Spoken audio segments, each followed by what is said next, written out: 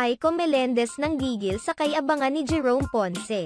Hayagang kinol out ng actress-politician na si Aiko Melendez ang isang young actor na may initial na JP dahil sa pagiging mayabang umano nito.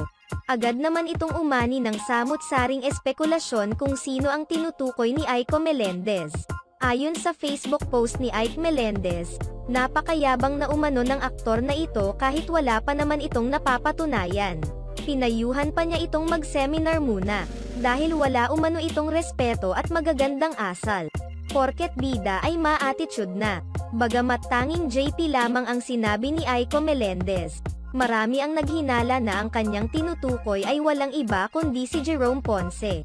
Hindi naman alam ng kanyang mga followers kung ano ang dahilan kung bakit nasabi ito ni Aiko Melendez. Hindi rin naman niya nilinaw sa kanyang post kung personal pa niyang naranasan ang pagiging bastos ni Jerome Ponce.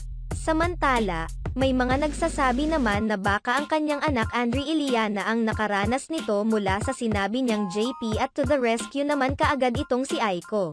Sina Andre Iliana at Jerome Ponce ay magkasama sa iisang digital series na Sky's Archer kung saan bida sa nasabing serye si Jerome Ponce.